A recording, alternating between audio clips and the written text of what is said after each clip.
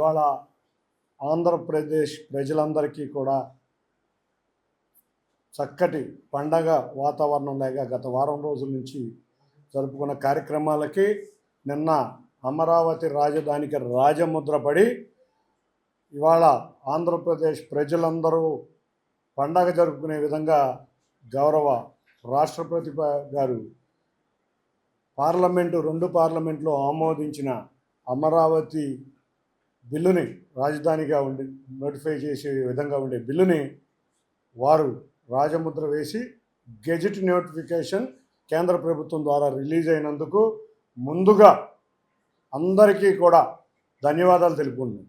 ఎందుకంటే మనం చూస్తే గత 50 సంవత్సరాల నుంచి కూడా ఈ ఆంధ్రప్రదేశ్, ఇప్పుడు విభజించబడిన ఆంధ్రప్రదేశ్ ఎప్పుడూ కూడా ఒక రాజధాని లేకుండా ఎన్నో ఇబ్బందులు పడతా ఉంది. ఆ రోజు మద్రాసు రాష్ట్రం నుంచి విడిపోయినాక కర్నూలు రాజధాని అనుకున్నాం, కానీ ఉమ్మడి ఆంధ్రప్రదేశ్గా హైదరాబాద్ రాజధాని అనుకుని అందరం కూడా హైదరాబాద్ రాజధాని కింద హైదరాబాదుని అభివృద్ధి చేశాం. అన్నిటికన్నా ముఖ్యంగా 2 రాష్ట్రాలు విడిపోయినాక మనం హైదరాబాద్ నుంచి మనకి రాజధాని కావాలి అని అందరం అనుకున్న సమయంలో గౌరవ ముఖ్యమంత్రి వర్యులు రాష్ట్రం మధ్యలో అమరావతి ఉండాలి, రాజధాని ఉండాలి అని ఆ రోజు అందరినీ ఒప్పించి, ఆఖరికి అక్కడ ఉన్న ప్రతిపక్ష నేతను కూడా ఒప్పించి అమరావతి రాజధాని ప్రారంభించడం జరిగింది. ఆ రోజు అందరూ కూడా రాజధానిని సమర్థించడం జరిగింది.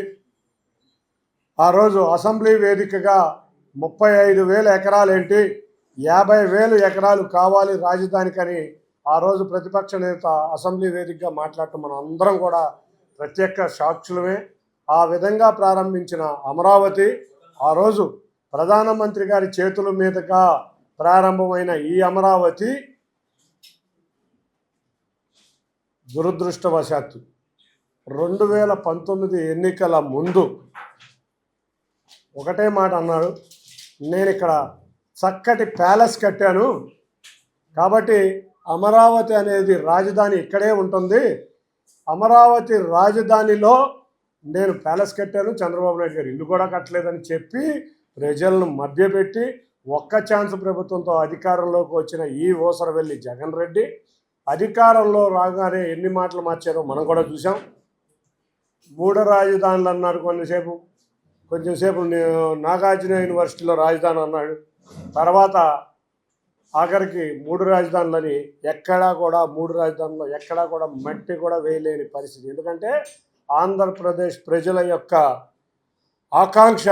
ఆకాంక్షల్ని ఆ రోజు మనం చూస్తే కోర్టులు న్యాయస్థలాలే కాదు, ఒక పత్రికా ప్రతినిధులుగా మీరందరూ కూడా పోరాటం చేశారు. నిజంగా పత్రికా ప్రతినిధులకు కూడా ధన్యవాదాలు తెలుపుకోవాలి. ఎందుకంటే వాళ్ళ అమరావతి నిలబడిందంటే ముఖ్యంగా రాజధాని రైతుల త్యాగం. రాజధాని రైతులందరూ కూడా రాజధాని రైతులు తమ భూములు, విలువైన భూములు పైసా తీసుకోకుండా ఆ రోజు వాళ్ళు చంద్రబాబు నాయుడు గారు అంటే ఒక నమ్మకం, ఒక భరోసా పెట్టుకుని పైసా తీసుకోకుండా భూముల్ని త్యాగం చేశారు. త్యాగం చేయటమే కాదు, తర్వాత కాలంలో ప్రభుత్వం అధికారంలోకి వచ్చినాక 2019 నుంచి 24 వరకు జగన్ రెడ్డి ముఖ్యమంత్రిగా ఉన్న సమయంలో వాళ్ళందరూ కూడా పోరాటం చూసాం. వాళ్ళని ఎన్ని హింసలు పెట్టారో, ఈ నరకయాతన చూపించారో, మహిళలను అని వినకూడని అసభ్య పదజాలాలను కూడా వాడి వాళ్ళని చిత్రహింసలు పెట్టి రకరకాలుగా హింసించి వాళ్ళు ఏం చేశారు, వాళ్ళు నిరసన ప్రదర్శనలు తెలుపుతున్నా కూడా వాళ్ళ మీద కేసులు పెట్టి హింసించి వాళ్ళు అయినా కూడా మా ప్రాంతం అభివృద్ధి చెందాలి, రాజధాని అమరావతి దేశంలోనే బ్రహ్మాండమైన నగరం కింద అభివృద్ధి చెందాలి, ఆంధ్రుల కోరిక రాజధాని కావాలనే దానికి వారు ముందుండి పోరాడిన రైతుల త్యాగ ఫలమే ఇవాళ మన రాజధాని అమరావతి. అంతేకాకుండా రెండో వ్యక్తి గౌరవ ముఖ్యమంత్రి నారా చంద్రబాబు నాయుడు గారు, ఆయన అనుకున్నదే తడవుగా అమరావతి అంటే 4 భవనాలు కాదు, అమరావతి అంటే ఒక ఆర్థిక శక్తిగా ఉండాలి రాష్ట్రానికి. హైదరాబాదు ఆర్థిక శక్తిగా ఉంది, హైదరాబాదు నగరం ఆర్థిక శక్తి వల్ల తెలంగాణ రిచెస్ట్ స్టేట్గా డెవలప్ అయింది అని ఆయన వక్కానించడమే కూడా మనం రికార్డులు కూడా పరిశీలిస్తే 1.53 lakh crores ఉన్న తెలంగాణ తలసరి ఆదాయంలో 1.03 lakh crores ఓన్లీ హైదరాబాద్ వల్ల వస్తుంది అంటే మనం అర్థం చేసుకోవాలి రాజధాని యొక్క అవసరం ఏ విధంగా ఉందో. అంటే మన అమరావతి అనే నగరం వస్తే మన రాష్ట్ర తలసరి ఆదాయమే కాదు, మన బిడ్డల భవిష్యత్తు బాగుంటుందని ఆయన తలంచి ఆ రోజు ఆయన ఒక్క మాట పిలిస్తే 53 రోజుల్లో రైతులందరూ ఏకగ్రీవంగా 26,000 మంది రైతులు 33,000 ఎకరాలు మాట్లాడకుండా ఆయనకి ఇచ్చారు. అంటే ఆయన మీద ఉన్న నమ్మకం, ప్రజల్లో ఉన్న ఆయన మీద ఉన్న విశ్వాసం, అటువంటి వ్యక్తి ఈ రాజధాని రావటంలో ముఖ్య భూమిక. చూస్తే ఎవరో కూడా ఈ బిల్లు రాదు, ఇవాళ వీళ్ళు ఏ కబుర్లు చెబుతున్నారు అని ముందు రకరకాల వ్యాఖ్యానాలు చేశారు. కానీ పార్లమెంటు వేదికగా బిల్లు రావటమే కాకుండా ప్రధానమంత్రి గారితో మాట్లాడి, హోంమంత్రి గారితో మాట్లాడి రాజధాని బిల్లును ప్రవేశపెట్టడమే కాకుండా దేశ చరిత్రలో ఒక రాష్ట్ర రాజధానికి నోటిఫికేషన్ ఫస్ట్ తెచ్చిన వ్యక్తిగా ఖ్యాతి చెందిన వ్యక్తి గౌరవ ముఖ్యమంత్రి నారా చంద్రబాబు నాయుడు గారు. ఇక్కడ మీరు ఇంకొక విషయం కూడా అర్థం చేసుకోవాలి. లోక్సభలో రాజ్యసభలో బిల్లు వచ్చిన సందర్భంగా మనం చూస్తే 2 రోజుల సమయమే మిగిలి ఉంది. 12:15కి లోక్సభలో బిల్లు ప్రవేశపెడితే 12:15కి అన్ని పక్షాలు కూడా అమరావతి ఇమ్మీడియట్గా కావాలి, దీని మీద ముందు చర్చిద్దాం అని 12:15కి అదే రోజు లోక్సభలో అన్ని పక్షాలు కూడా చర్చకు ఒప్పుకోవడం, అది అమరావతికి ఉన్న విశిష్టత. అంతేకాకుండా మీరు చూస్తే ఆ రోజు లోక్సభలో అన్ని పక్షాలు, ఇండియాలో ఉన్న ప్రతి పక్షం కూడా అమరావతి రాజధాని రావాలి, అమరావతి రాజధాని. ఇప్పటికే ఆంధ్రప్రదేశ్ రైతులు చాలా ఇబ్బందులు పడుతున్నారు, మహిళలు ఇబ్బంది పడ్డారు, అమరావతి రైతులు వాళ్ళకి న్యాయం చేయాలి, ఆంధ్రప్రదేశ్ రాష్ట్రానికి న్యాయం చేయాలి, రాజధాని రావాలని ముక్త కంఠంతో అటు విపక్షం ఇటు స్వపక్షం ముక్త కంఠంతో యునానిమస్గా బిల్లుని సపోర్ట్ చేస్తే, మన దురదృష్టవశాత్తు ఇక్కడ ఉన్న ప్రతిపక్షం కూడా హోదా లేని ఒక పార్టీ, వైసీపీ పార్టీ, ఆ రోజు బిల్లుని వ్యతిరేకిస్తూ వాకౌట్ చేయడం జరిగింది. లోక్సభలో ఆ స్టాండ్ తీసుకుంటే రాజ్యసభ వచ్చే సమయానికి అన్ని పక్షాలు మళ్ళీ సమర్థించినాయి. చూస్తే చర్చను లోక్సభలో కానీ రాజ్యసభలో కానీ ప్రారంభించింది కాంగ్రెస్ పార్టీ కూడా ఆఖరికి బ్రహ్మాండమైన మాటలు చెప్పి అమరావతి రైతులకి, అమరావతి మహిళలకి బాసటగా నిలిచింది. మాకు అన్ని పార్టీలు, ఆఖరికి శివసేన 2 పార్టీలు, నేషనల్ కాన్ఫరెన్స్ ఎన్సీపీ 2 పార్టీలు, జమ్మూ కాశ్మీర్లో ఉన్న పార్టీల కాంచి కన్యాకుమారి వరకు ఉన్న అన్ని పార్టీలు మాకు అండగా నిలిచి అమరావతికి నిలిస్తే రాజ్యసభలో బిల్లుని వ్యతిరేకిస్తున్నాం, క్లియర్గా వాళ్ళు చెప్పిన వాయిస్ మీరు చూస్తే బిల్లుని వ్యతిరేకిస్తున్నాం అని వాకౌట్ చేశారు. అంటే లోక్సభలో ఒక స్టాండ్, రాజ్యసభలో ఒక స్టాండ్. వాళ్ళ స్టాండ్ వాళ్ళకే అర్థం కాదు. ఇక ప్రతిపక్ష హోదా కూడా కోల్పోయిన Pulivendula MLA Jagan Reddy press meet పెట్టి ఆ రోజు బిల్లు వస్తుంటే ఏంటండి ఆ మాటలు? ఒక వెటకారం. రాజధాని అంటే మేమందరం కూడా ఒక సెంటిమెంట్, మాకు రాజధాని అంటే మాకు ఒక అవినావభావ సంబంధం ఉండేది. ఇదివరకు ఆ కంబైన్ రాష్ట్రంలో హైదరాబాద్ అంటే మాకు ఎంత అవినావభావ సంబంధం ఉందో, మాకెంత సెంటిమెంట్ ఉందో, అదేవిధంగా ఆంధ్రప్రదేశ్ రాజధాని కూడా అదే సెంటిమెంటు, అదే అవినావభావ సంబంధం ఉండాలని మేము కోరుకుంటాం. మనం చూస్తే వాళ్ళు లోక్సభలో అంటారు కలకట్టాలో 50,000 ఎకరాల్లో ఉంది, బాంబే 11,000 ఎకరాల్లో ఉంది, మీకు అందుకే అంత పెద్ద రాజధానిని లోక్సభలో వ్యాఖ్యానించడం చూస్తుంటే, అంటే కట్టకూడదా మనం? బొంబాయి మించిన నగరాన్ని కట్టకూడదా? లేకపోతే మనం హైదరాబాదు మించిన నగరాన్ని కట్టకూడదా? లేకపోతే కలకట్టా మించిన నగరాన్ని కట్టకూడదా? ఏంటి వీళ్ళ ఉద్దేశం? ఇంకోటి అంటారు, అసలు రాజధాని విస్తీర్ణం ఎంతో చెప్పంటారు. హైదరాబాద్ విస్తీర్ణం ఇప్పటికీ చెప్పగలిగామా? హైదరాబాదు ప్రారంభించినప్పుడు నవాబుల సమయంలో ప్రారంభించిన హైదరాబాదు ఎక్స్టెంట్ అంతా, చంద్రబాబు నాయుడు గారు ఉమ్మడి రాష్ట్ర ముఖ్యమంత్రిగా ఉన్నాక రాజధాని విస్తీర్ణం ఎంత? ఎవడన్నా చెప్పగలుగుతారా రాజధాని విస్తీర్ణం? అసలు ఏం మాట్లాడతారు వీళ్ళు? రాజధాని విస్తీర్ణం అంట బిల్లులో పెట్టాలంట. అంటే విస్తీర్ణం బిల్లులో పెడతారా?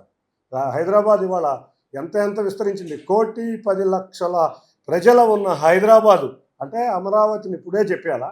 ఈ 20,000 మందికి, లేకపోతే 5 ఎకరాలకి 10 ఎకరాలకి పెరుగుతూ ఉంటుంది. మనకు వచ్చే ఇన్వెస్ట్మెంట్స్ ద్వారా పెరుగుతూ ఉంటుంది. కాబట్టి వాళ్ళ అమరావతి రాజధాని, చక్కటి రాజధాని. అందరూ కూడా లోక్సభలో, రాజ్యసభలో అందరూ వక్తలు ఒకటే చెప్పారు. అన్నిటికన్నా గొప్ప విషయం ఇంకోటి కూడా ఉంది లోక్సభ, రాజ్యసభలో. అమరావతి రాజధాని దేశం గర్వించే విధంగా ప్రపంచవ్యాప్తిగా ఉన్న మంచి నగరాల్లో ఒకటి కాబోతుందని అందరూ కూడా ఆ రోజు వ్యాఖ్యానించడమే కాకుండా ఆశీర్వదించారు. మరొక విషయం ఏంటంటే, దేశ ప్రజలందరూ కూడా గౌరవ ముఖ్యమంత్రి నారా చంద్రబాబు నాయుడు గారి యొక్క గొప్పతనాన్ని విపక్షం, స్వపక్షం అందరూ కూడా చెప్పడం ఆ రోజు మీరు చూస్తే అన్ని పార్టీలు కూడా ఎస్ చంద్రబాబు నాయుడు గారు కట్టగలరు, ఆయన ముఖ్యమంత్రిగా అమరావతి బ్రహ్మాండమైన రాజధాని రాబోతుంది, ఆయన సభామర్దత మాకు తెలుసని ప్రతి పార్టీ పొగిడిందంటే అది ఒక ముఖ్యమంత్రికి ఒక ప్రధానమంత్రి స్థాయిలో ఉన్న విలువ. అటువంటి విలువ కలిగిన ఏకైక నాయకుడు నారా చంద్రబాబు నాయుడు గారు ఉంటాం. అమరావతికి ఏదన్నా బ్రాండ్ ఉందంటే అది బ్రాండ్, ఆంధ్రప్రదేశ్కి ఏదన్నా బ్రాండ్ ఉందంటే అది బ్రాండ్ చంద్రబాబు నాయుడు గారుగా మేము చాలా సమావేశాల్లో ఢిల్లీలో గుర్తించడం జరిగింది. ఇక ప్రతిపక్ష నేత ప్రెస్ మీట్ చూస్తే ఒక అమరావతిని అవహేళన చేసేటట్టు, ఒక రాజధానిని అవహేళన చేసేటట్టు, ఒక కామెడీ పీస్ లాగా రాజధాని చేసేటట్టు, అంతేకాకుండా ఎక్కడో సౌత్ ఆఫ్రికాలోనూ లేకపోతే సౌత్ అమెరికాలోనూ కూడా పెట్టలేని పేరు తిరగని పేర్లు, ఆ పేర్లు కూడా చూస్తే ఒక కపటి నాటకం దాంట్లో దాగుంది. ఆ కపటి నాటకం ఏంటంటే వాళ్ళు అమరావతి పేరుని అపహాస్యం చేసే విధంగా మావి గన్ అంట. అసలు చూస్తే ఇంతకన్నా దారుణమైన పరిస్థితి ఏమైనా ఉందా? ఒక ఢిల్లీ పేరుంటే ఒక వైబ్రేషన్ వస్తుంది, ఒక హైదరాబాద్ పేరుంటే ఒక వైబ్రేషన్ వస్తుంది, ఒక ముంబై పేరుంటే ఒక వైబ్రేషన్ వస్తుంది, ఒక వైజాగ్ అంటే ఒక వైబ్రేషన్ వస్తుంది, ఒక మచిలీపట్నం అంటే ఒక వైబ్రేషన్ ఉంది, గుంటూరు అంటే ఒక వైబ్రేషన్. అన్నిటికన్నా నేను ఉండే విజయవాడ అంటే అదొక విజయవాడే ఒక వైబ్రెంట్ సిటీ. ఇటువంటి చక్కటి పేర్లు ఉన్న నగరాల్లో ఉంటే అమరావతికి ఒక అపహాస్యం చేసే పేరుని ఇచ్చావు అంటే నీ చరిత్ర ఎంత హీనంగా ఉందో ఇవాళ ఆంధ్రప్రదేశ్ ప్రజలకు అర్థమవుతుంది. మేమందరం కూడా పేరుతో సహా నగరాన్ని గొప్ప నగరంగా భావించాలని కలిసాం. అటువంటి నగరాన్ని నువ్వు అపహాస్యం చేసేటట్టు నువ్వు పెట్టి పేరును కూడా ఒక కామెడీ పీస్ చేస్తున్నావంటే నీకున్న క్రెడిబిలిటీ అర్థమవుతుంది. అందరికీ ఒకటే గుర్తుంచుకోవాలి, మళ్ళీ మాయ నాటకాలు మళ్ళీ మొదలైంది. మావి గన్ అంట. అసలు మావి గన్ అంటే ఏంటి? మచిలీపట్నం, విజయవాడ, గుంటూరా? మరి అమరావతి రాజధాని ఎక్కడుంది? నాకు అర్థం కావట్లా. ఇవాళ సిఆర్డిఏ రీజన్ మొత్తం అమరావతి రాజధాని కింద నోటిఫై అయ్యింది. విజయవాడ ఎక్కడుంది? సిఆర్డిఏలో ఉంది. గుంటూరు ఎక్కడుంది? సిఆర్డిఏలో ఉంది. బందర్ బార్డర్ వరకు కూడా సిఆర్డిఏ రీజనే ఉంది. నందిగామ విజయవాడలో ఉంది, సిఆర్డిఏలో ఉంది, అంటే అమరావతిలో ఉన్నట్టే. తెనాలి సిఆర్డిఏలో అమరావతిలో ఉంది, మంగళగిరి అమరావతిలో ఉంది.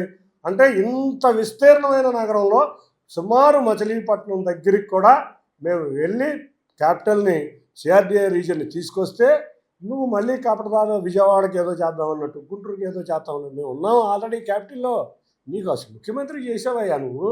అసలు సిఆర్డిఏ రీజన్ లిమిటే తెలియపోతే అట నాకు అర్థం కావట్లా. సిఆర్డిఏ రీజన్ లిమిటే మచిలీపట్నం వరకు ఉంది, సిఆర్డిఏ రీజన్ లిమిటే గుంటూరు దాటి ఉంది, సిఆర్డిఏ మధ్యలో విజయవాడ నగరం ఉంది.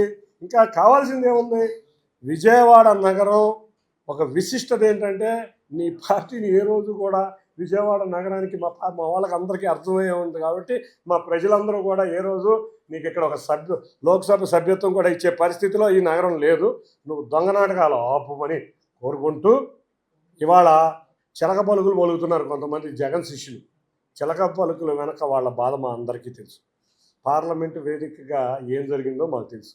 వాళ్ళ పార్లమెంటు సభ్యులు మా దగ్గరికి వచ్చి చాలా బాధను వ్యక్తం చేశారు. వాళ్ళ అమరావతి వల్ల ఇబ్బంది పడుతున్నాం, మావిగన్ అని మా వాడు మళ్ళీ ఒక కామెడీ పీస్ చేశారని చెప్పి ఇబ్బంది పడుతున్నారు. చిలక పలుకులు పలికిద్దామని చూసుకుంటున్నాం. ఈ చిలక పలుకులు వాళ్ళ పెదవాళ్ళ నుంచే వస్తున్నాయి కానీ వాళ్ళ గుండెల నుంచి రావట్లేదు. పాపం వాళ్ళ బాధ్యతను చూస్తే నాకు కూడా బాధగా ఉంది. ఇప్పుడైనా ఖైదీలుగా విముక్తై ఈ ప్రాంత అభివృద్ధికి మీరు మాతో రండి అంటే మాతో సహకరించండి. మీరు అప్పటికైనా చరిత్రలో ఏదో చిన్న ప్లేస్ అన్నా ఉంటుంది. ఇవాళ ఒకటే చెప్తున్నాను, అమరావతిలో నేను ఒక బ్రహ్మాండమైన ప్యాలెస్ కట్టాను, అమరావతి రాజధానిగా ఉండబోతుంది. కాబట్టి నేను ఎలక్షన్లో 2019లో నాకు ఒక్క ఛాన్స్ ఇవ్వండి, అమరావతి రాజధాని అని చెబితే నీకు ప్రజలు ఒక ఒక్కసారి చూద్దామని అధికారం ఇచ్చారు. అది కూడా ప్రజల్ని రకరకాలుగా మభ్యపెట్టి రకరకాలుగా డ్రామాలు ఆడితే ఒక ఛాన్స్ ఇచ్చారు. నువ్వు 3 రాజధానులు అనగానే మేము 2024 ఎలక్షన్స్కి విశాఖపట్నం శ్రీకాకుళం నుంచి అనంతపూర్ వరకు అమరావతి రాజధానిగా ఉండబోతుందని ఎలక్షన్లో ఇస్తే కూటమి ప్రభుత్వానికి 94% స్ట్రైక్ రేట్ ఇచ్చారు. నువ్వు 3 రాజధానులు అంటే జగన్ రెడ్డి 11 రెడ్డి అయ్యాడు. ఇప్పుడు అమరావతిని వ్యతిరేకించటం వల్ల ఈ జగన్ రెడ్డి 11 రెడ్డి 3 రాజధానుల వల్ల అయ్యాడు. అదే 11 రెడ్డి 0 రెడ్డి కాబోతున్నాడు. ఇవాళ చరిత్రహీనుడు కాబోతున్నాడు. కాబట్టి ప్రజలందరూ నీ మీద వ్యతిరేకతతో ఉన్నారు. మీరు మావిగన్నని జనాల్లోకి వస్తే ఇవాళ ప్రజలు మీకు శాస్తి చేస్తారు. ఇవాళ దీన్ని ఘంటాపదంగా చెబుతున్నా. ఇంకొకటి, మీడియా హౌసుల మీద ధర్నాలు చేపించి నువ్వు టాపిక్ డైవర్ట్ చేద్దామని అనుకుంటున్నావేమో. నీ చరిత్ర ప్రజల దగ్గర ఉన్నది. నువ్వు ఇటువంటి ఏ కార్యక్రమం చేసినా ఊరుకోం.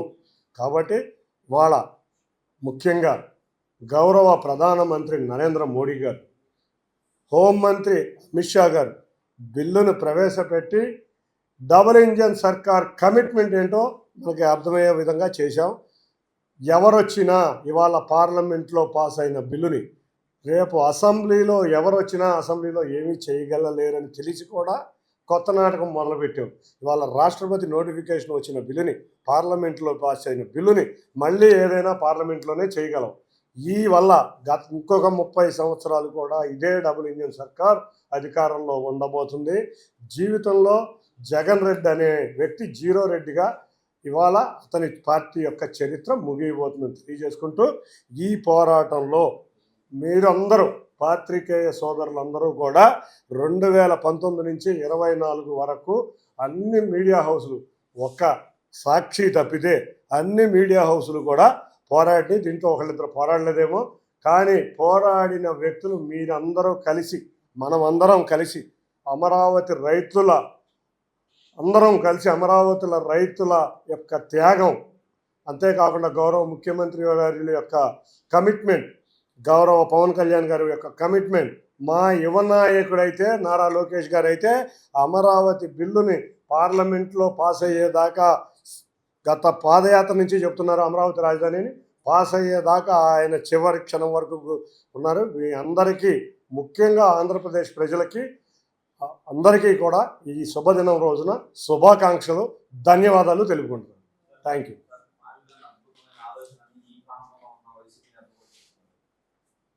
మావిగన్ విజయవాడ క్యాపిటల్లో ఉంది, గుంటూరు క్యాపిటల్లో ఉంది. మావిగన్కి అర్థం ఏంటో తెలియదు.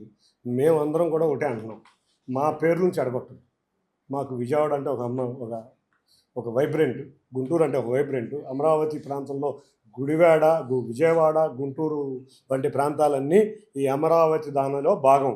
ఈ భాగం అయినాయి కాబట్టే ఇవాళ ప్రజలందరూ పండగ చూసాం. దీపావళి ఎప్పుడో సెప్టెంబర్ అక్టోబర్లో రావాల్సిన దీపావళి మొన్న వచ్చి రాష్ట్ర ప్రజలందరూ దీపాలు వెలిగించి పండగ వాతావరణం చేశారు. లిప్ మీద నుంచి వచ్చే మాటలు ఒకటి ఉంటాయి, హార్ట్లోంచి వచ్చే మాటలు ఒకటి ఉంటాయి. ఇవాళ కామెడీ పీస్ అయిపోయామని అందరికీ అర్థమవుతుంది. ఈ మధ్య ఇందాక కూడా చెప్పాను, పాపం ప్రజలు చాలా సీరియస్గా చంద్రబాబు నాయుడు గారు వచ్చారు, మన పిల్లల భవిష్యత్తు బాగుండాలని, పిల్లలేమో చదువుకుంటున్నారు, ప్రజలేమో వ్యాపారాలు చేసుకుంటున్నారు, రైతులేమో వ్యవసాయం చేసుకుంటున్నారు. సీరియస్నెస్ ఉంది. ఈ సీరియస్నెస్లో కామెడీ మిస్ అయింది. ఈ కామెడీ మిస్ అయిన టైంలో కామెడీ పీస్ వచ్చాడు. ఈ కామెడీ పీస్ ఎవడో కాదు, పులివెందుల ఎమ్మెల్యే జగన్ రెడ్డి. ఈ కామెడీ పీస్ చేసింది ఏంటంటే మావిగ్ గన్ అంట. పేరు మీకు కామెడీ కనిపించలేదా? మీకే, మీ పాత్రికేయ సోదరులందరినీ అడుగుతున్నా. ఒక కామెడీ పీస్ వచ్చి రాష్ట్రాన్ని చక్కగా 1 రోజు 2 రోజులు నవ్వించాడు. ఈ మా నాయకుడే నవ్వించాడు, మేమెందుకు నవ్వించలేమని చెప్పి కొంతమంది వచ్చారు. వీళ్ళకేమో మాట తిరగదు, మాట్లాడలేరు. వీళ్ళందరూ వచ్చి మళ్ళీ మావిగా అన్నాడు. అసలు ఏంటి బాబు మీ బాధ? ఇవాళ విజయవాడ నగరం ఉంది, మేము వచ్చాం 2014 నుంచి 19 వరకు 34 రోడ్లు వేసాం విజయవాడ నగరంలో. డబుల్ రోడ్లు వేసాం. స్టామ్ వాటర్ డ్రైనేజీకి 430 కోట్లు ఆ రోజు ఖర్చు పెడితే, తీసుకొస్తే 230 కోట్లు మేము ఖర్చు పెడితే 200 కోట్ల రూపాయలు మీ ప్రభుత్వంలో డైవర్ట్ అయింది. అంతేకాకుండా విజయవాడ నగరానికి అవసరమైన సదుపాయాలన్నీ కూటమి ప్రభుత్వం చేసింది. ఇవాళ మేము అధికారంలోకి వచ్చాం. 2019 నుంచి 24 వరకు ఒక్క రోడ్డు వేసిన పాపాన పోలా, ఒక్క డ్రైనేజ్ చేసిన పాపాన పోలా, ఒక్క మంచినీళ్ళు సరిగ్గా ఇచ్చిన పాపాన పోలా. ఆ రోజు మున్సిపల్ కార్పొరేషన్ మీ అధికారంలోనే ఉంది. ఆ రోజు రాష్ట్ర ప్రభుత్వం నీ చేతిలోనే ఉంది. విజయవాడకి ఒక్క పని చేయలే. విజయవాడ నగరం మేము వచ్చినాక ఇవాళ సాయంత్రం విజయవాడలో 3 రోడ్లు, ఆటో నగర్లో 3 రోడ్లకు సిఆర్డీఏ ద్వారా శంకుస్థాపన చేయబోతున్నాం. 3 రోడ్లకి విజయవాడలో ఉన్న ఆటో నగర్లో 1,00,000 మంది కార్మికులు పనిచేస్తున్నారు. ఈ 1,00,000 మంది కార్మికులకి లారీలు కనుక రాలేకపోతే వాళ్ళ జీవనోపాధి ఇబ్బంది పడుతుంది. విజయవాడ నగరవాసులకి ట్రాఫిక్ ఇబ్బంది లేకుండా చుట్టుపక్కల ప్రాంతాల నుంచి లారీలు 24 గంటలు ఆటో నగర్లోకి వెళ్ళేటట్టు ఇవాళ 3 రోడ్లు శంకుస్థాపన పెట్టి, అంత ముందులో శక్తి కళ్యాణ మండపం రోడ్డు శంకుస్థాపన పెట్టి ఆటో నగర్లో ఉన్న 1,00,000 కార్మికులకి మేము చేసాం. రేపు మధ్యాహ్నం మా విజయవాడ మున్సిపల్ స్టేడియం, ఎన్నో సంవత్సరాల నుంచి ఉన్న విజయవాడ మున్సిపల్ స్టేడియం ప్రజల కోరిక ఏంటంటే మంచి స్టేడియం కావాలి అని. ఆ విజయవాడ మున్సిపల్ స్టేడియంకి 60 కోట్లు, మొదటి దశగా 60 కోట్లతో క్రికెట్కు సంబంధం లేకుండా మిగతా క్రీడలన్నీ అక్కడ ఉండే విధంగా అక్కడ రేపే శంకుస్థాపన చేస్తున్నాం. అన్నిటికన్నా ముఖ్యంగా మేము 8 ఆర్ఓబీలు, అరివీలు తెచ్చాం, ఫ్లైఓవర్లు తెచ్చాం. గొల్లపూడి నుంచి ఇబ్రహీంపట్నం నుంచి విజయవాడ వరకు ఫ్లైఓవర్ తెచ్చాం. మచిలీపట్నం పోర్టుని మేము త్వరగా పరిగెత్తించి 1.5 కాలంలో పోర్టు ఓపెన్ చేయబోతున్నాం. అక్కడ మీరు చూస్తే మచిలీపట్నంలో పోర్టే కాకుండా defence TSC Goa ship yard ఒక వెసల్ మేకింగ్ యూనిట్ కూడా మచిలీపట్నంలో పెట్టబోతుంది. ఇది కాకుండా బెల్లు ఓపెన్ చేసాం. మేము 2014లో ప్రారంభించిన బెల్లు మధ్యలో వీళ్ళు వచ్చేపాటికి ఆగిపోయింది. బెల్లు ప్రారంభించాం.